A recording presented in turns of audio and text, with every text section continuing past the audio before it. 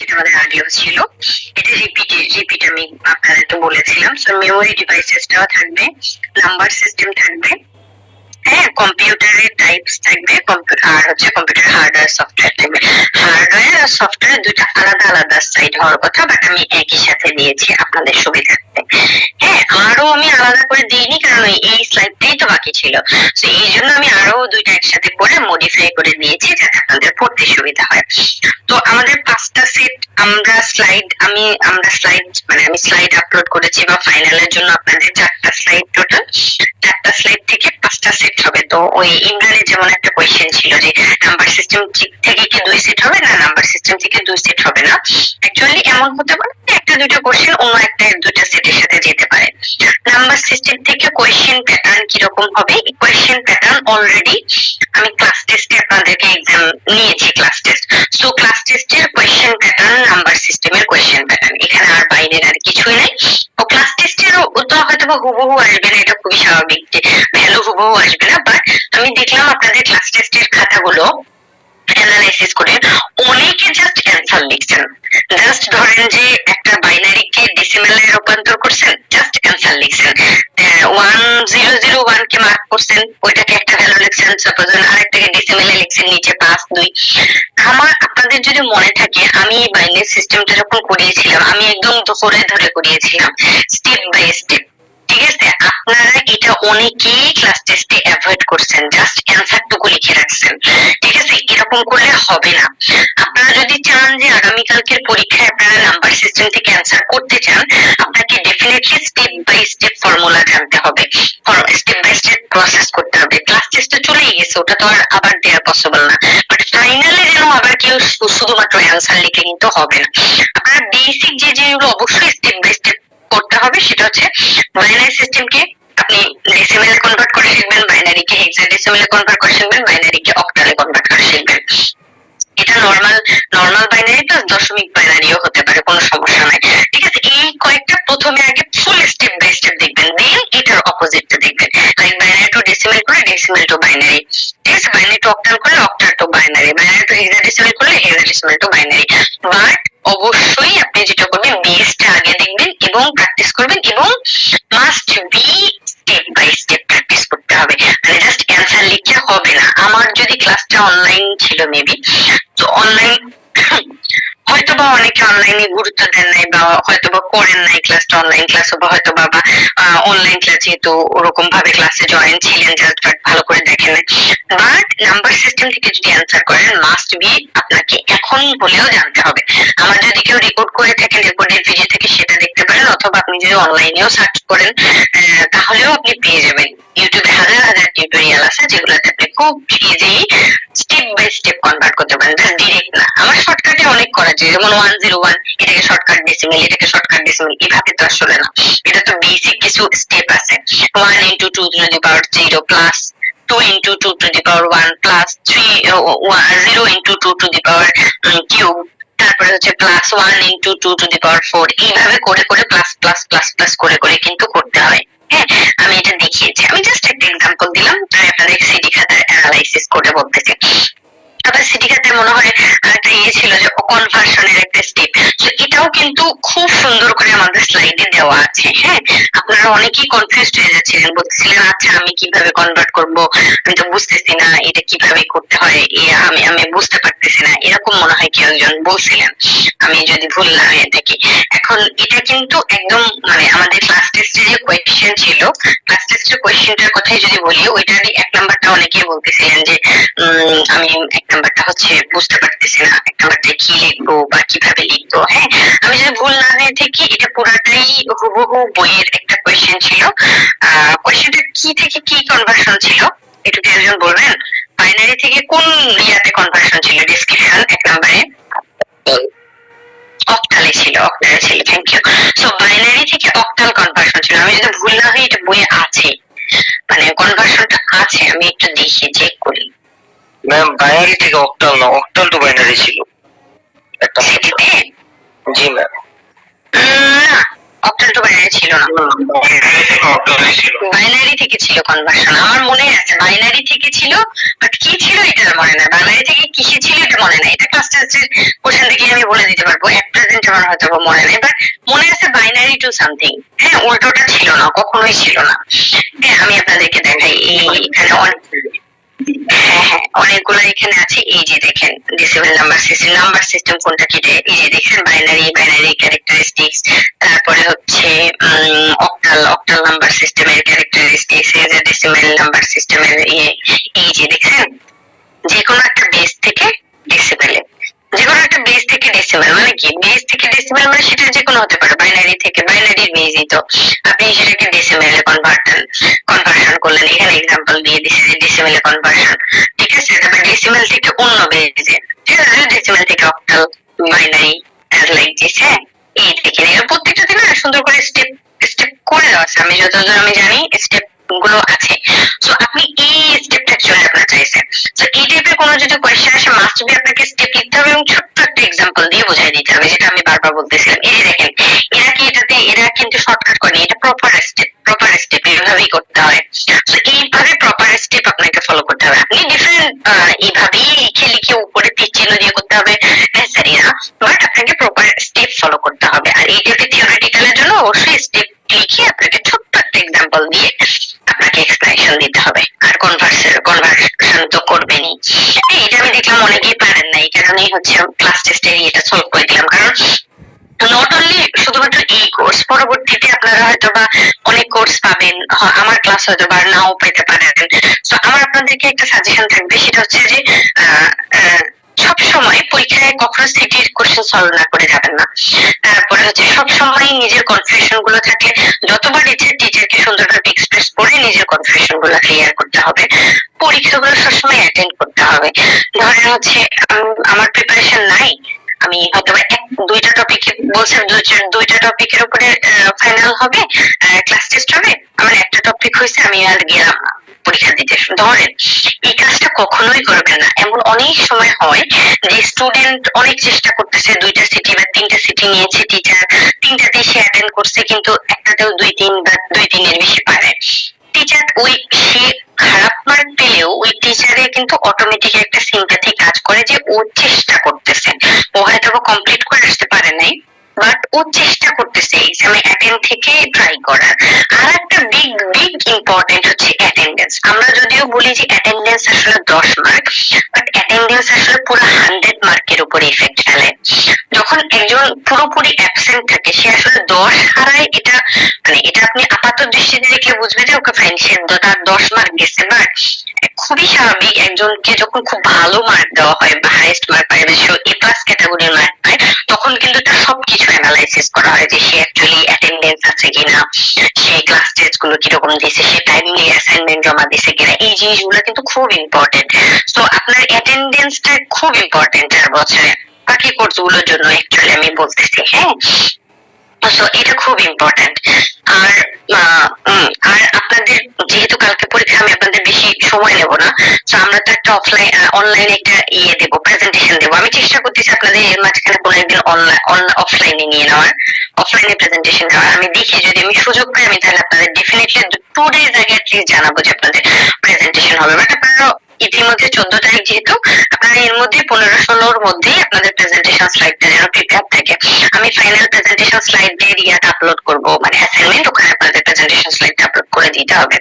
দেন আমি অফলাইনেও যদি নিই, আমি সেটা আপনাদেরকে ক্লাসরুমে জানাই দেবো টাইমিংটা। হ্যাঁ, এই হচ্ছে নাম্বার সিস্টেম থেকে বলতেছিলাম। মেমোরি ডিভাইসেস থেকে বলার কিছু নেই, এটা তো আপনারা আগেই বলেছেন। আচ্ছা, এটা ক্লাস টেস্টের কোয়েশ্চেন প্যাটার্ন ফলো করলেই হবে। হ্যাঁ, সো এই হচ্ছে নাম্বার সিস্টেম গেল। এখন মেমোরি ডিভাইসেস গেছে। এখন যেটা সেটা হচ্ছে কম্পিউটার হার্ডওয়্যার আর সফটওয়্যার। হ্যাঁ, কম্পিউটার হার্ডওয়্যার সফটওয়্যার, এখানে দুইটা জিনিস পার্ট কম্বাইন করে দেওয়া আছে। সো দুইটা পার্ট আমি সবসময় মনে করেন ক্লাসে পড়ার সময় বলি যে এটা পড়বেন ওটা পড়বেন, ওই জিনিসগুলো অবশ্যই ক্লাসের গুলো গুরুত্ব দিবেন। হ্যাঁ, যে কোনো আপনি নাম্বার সিস্টেম পড়েন, আপনি মেমোরি ডিভাইসেস পড়েন, কম্পিউটার হার্ডওয়্যার পড়েন, সফটওয়্যার পড়েন, অবশ্যই প্রথমেই আপনি যে জিনিসটা পড়বেন ওই জিনিসটা কি, নাম্বার সিস্টেম কি, কম্পিউটার হার্ডওয়্যার ডিভাইসেস কোনগুলো কি, তারপরে হচ্ছে আপনার মেমোরি ডিভাইসেস কি, হ্যাঁ, ডেফিনেশনটা এটা অবশ্যই দেখতে হবে। হ্যাঁ, প্রত্যেকটা টপিকেরই অবভিয়াসলি আপনাকে ডেফিনেশন দেখতে হবে। এখানে কম্পিউটার হার্ডওয়্যারের টাইপ আছে, আপনাকে টাইপ এক্সপ্লেনেশন সহ পড়তে হবে। ইন্টারনাল হার্ডওয়্যার আছে, ইনপুট হার্ডওয়্যার আছে, আউটপুট হার্ডওয়্যার আছে। তো অবশ্যই আপনাকে কম্পিউটার হার্ডওয়্যারের টাইপস, এক্সাম্পল, ছোট্ট করে এক্সপ্লেনেশন আপনাকে পড়তে হবে।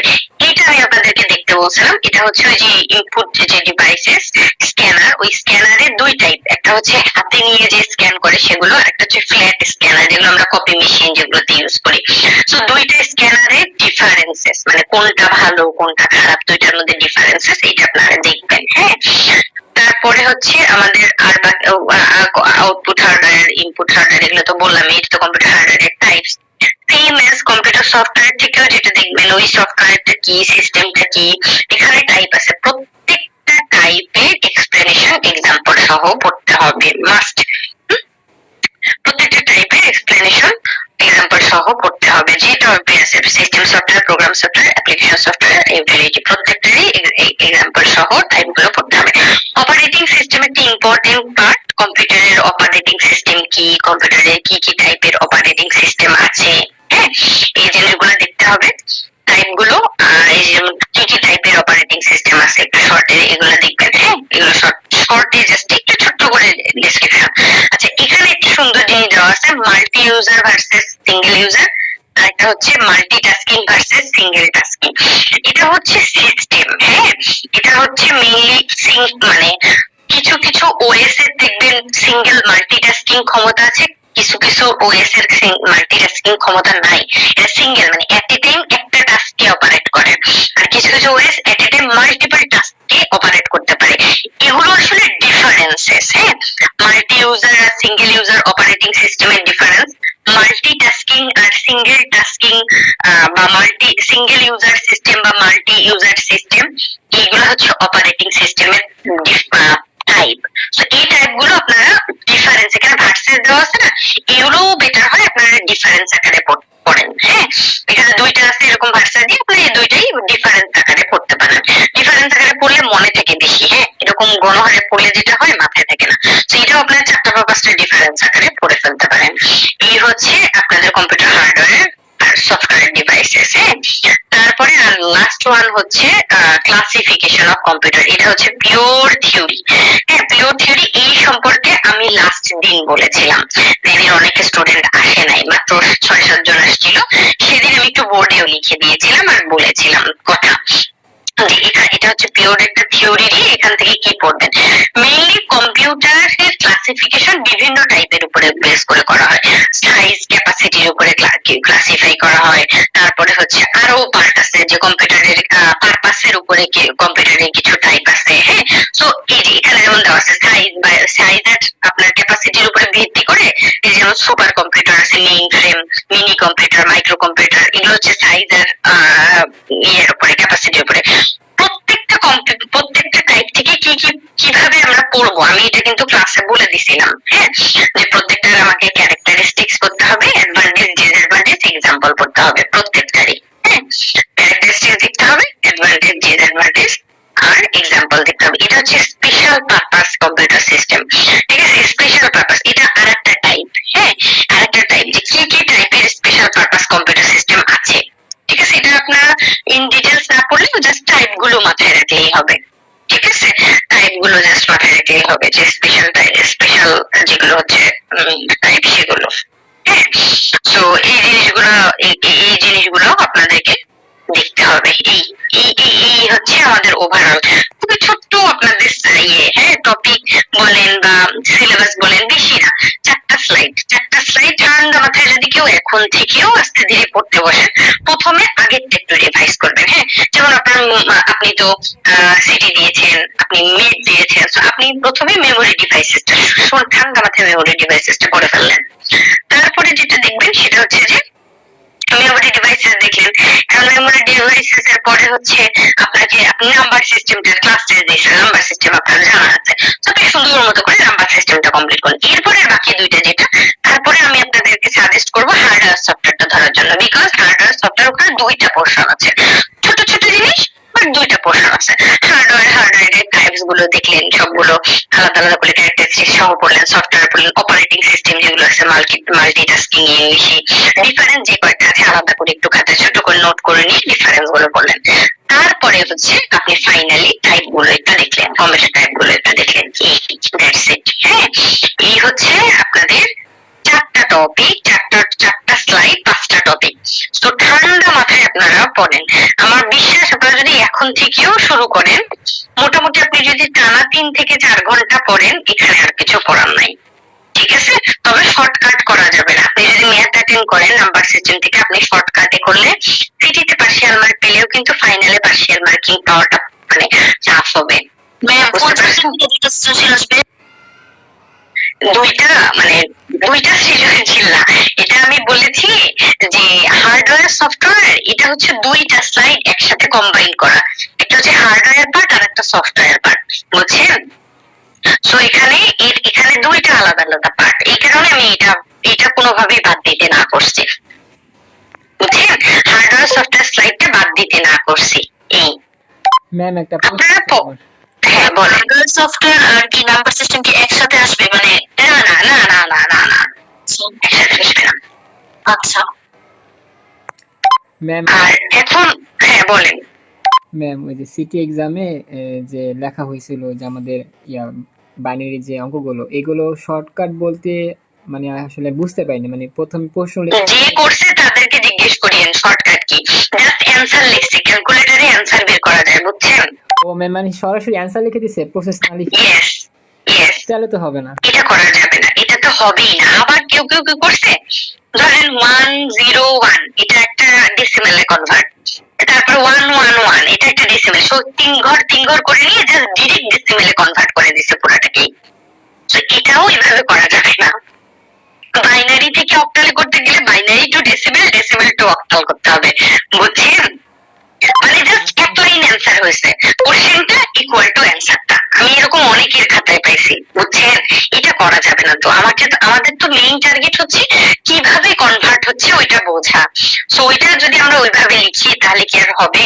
আর ধরেন 5 মার্ক 6 মার্কের একটা কোশ্চেনের অ্যান্সার যদি আমি খালি ক্যালকুলেটরে অ্যান্সার করে লিখি তাহলে তো হবে না, বুঝছেন? হ্যাঁ ম্যাম বুঝতে পারছি। আমাদের যখন অক্টাল থেকে সাপোজ বলবে বাইনারি, তখন আমরা অক্টাল থেকে করে দেন বাইনারি করব, এরকম এক্স্যাক্টলি এক্স্যাক্টলি। আমিও যখন ক্লাসে করিয়েছি আপনার খেয়াল করবেন আমি একদম 1 বাই 1 করেছি, লাইক 1 0 0 1 1 কে কনভার্ট টু 0, তারপরে 0, তারপরে 0, বুঝতে পারছেন? তো এইভাবে করে স্টেপ বাই স্টেপ করে। যদি ক্লাসে কেউ কারোর খুবই স্বাভাবিক হয়তো অনলাইন ক্লাসে মনোযোগ ছিল না বা ক্লাসটা কেউ অ্যাটেন্ড করতে পারেননি, বহু এরকম রেকর্ডে দিয়ে আছে, আপনি দেখেন স্টেপ বাই স্টেপ, আমার বিশ্বাস আপনি পারবেন। প্রথমে বেস গুলো ট্রাই করেন, আপনি ক্লাস টেস্টটাই প্রথমে আগে সলভ করেন, তারপরে আপনি বাকিগুলোর বেস সলভ করেন। যদিও আমি বারবার বলে দিচ্ছি ক্লাস টেস্টের কোশ্চেন হুবহু আসবে না, কারণ এগুলো তো ধরেন এগুলো তো ম্যাথের 1 0 জায়গায় যদি 01 হয়ে যায় তাহলেই তো ম্যাথ চেঞ্জ, বুঝছেন না?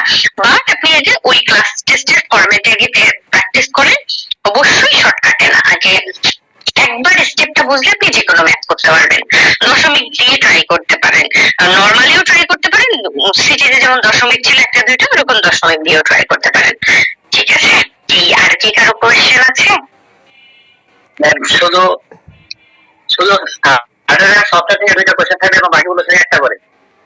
হার্ডওয়্যার সবটা থেকে দুইটা কোশ্চেন থাকবে ব্যাপারটা তা না, দুইটা পার্ট যেহেতু এদের কোশ্চেন মানে মাল্টিপল জায়গায় থাকতে পারে, লাইক একটা মানে শুধু মানে কেউ যদি চিন্তা করেন এই স্লাইডটা বাদ দিলাম, সে একটা বিপদে পড়তে পারে, কারণ ওই স্লাইড থেকে দেখা যেতে পারে দুই সেটে কিছু কিছু কোশ্চেন থাকতে পারে, বুঝতে পারছেন? হ্যাঁ ম্যাম বুঝতে পারছি। তারপরেও আপনারা দেখেন ফার্স্ট সেমিস্টার, আমি চাই আপনারা সবাই ভালো করেন, আমি কাউকেই খারাপ মার্ক দিতে চাই না, আর আমার খারাপ মার্ক দিয়ে লাভই বাকি। আর হয়তো বা এটাই আপনাদের সাথে আমার ফার্স্ট ক্লাস, এমন হতে পারে আল্লাহ চাইলে এটাই আপনাদের সাথে আমার লাস্ট ক্লাস। তো আমি খুব আপনাদের ক্লাসে আমি একটা জিনিস দেখেছি যেটা আমার খুব ভালো লাগছে, সেটা হচ্ছে আপনাদের ক্লাসটা অনেক অ্যাটেন্টিভ, ইউনিটি আছে। আমি জানি না কতদিন আপনাদের এটার মধ্যে এটা থাকবে। তো একটু চেষ্টা করবেন ক্লাসে সবার মধ্যে মানে কানেকশনটা ভালো রাখা, ইউনিটি ভালো রাখা। তবে আমার একটু ডাউট আছে, আপনাদের ডিভাইড হয়ে গেলে কি হবে, সেকশন ডিভাইড হয়ে গেলে কি হবে, সেকশন ডিভাইড হয়ে গেলে একটু ঝামেলা হয়ে যাবে নাকি?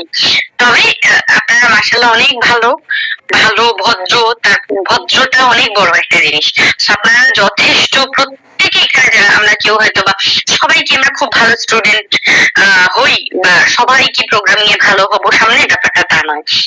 আমরা হয়তো বা কেউ ওয়েবসাইট ভালো বানাবো, ওয়েব প্রোগ্রামিং ভালো করতে পারবো, কেউ ডেটাবেস নিয়ে ভালো কাজ করতে পারবো, কেউ প্রবলেম সলভিং ভালো করবে, কারো আমাদের মাথায় তো কারো আমাদের মধ্যে মাথায় প্রবলেম সলভিং ঢুকবেই না।